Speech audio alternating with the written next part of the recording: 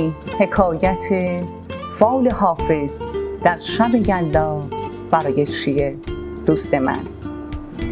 اصلا میدونی از کجا شروع شد؟ چرا فال حافظ گرفته میشه و چرا اینقدر به فال حافظ ایمان دارن؟ زمانی که حافظ بزرگ به رحمت خدا میره، یک عده مخالف، یک عده موافق میمونن که مزار حافظ بزرگ رو کجا قرار بدن. موافق ها دوست داشتن در مکانی که کنونی باشه، مخالف ها میگفتن خارج از شیراز. همونجا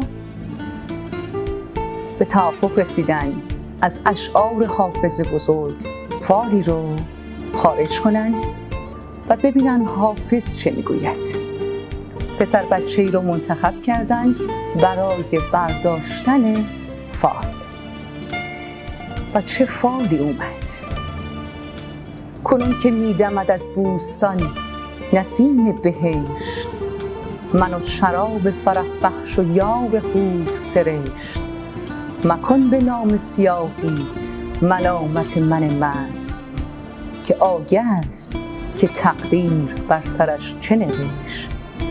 قدم دریغ مدار از جنازه حافظ، که گرچه غرق گناه است می رود به بهشت. یلداتون خوش.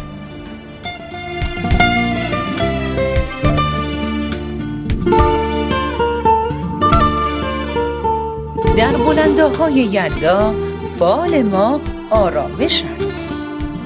یلداتون پر از آرامش.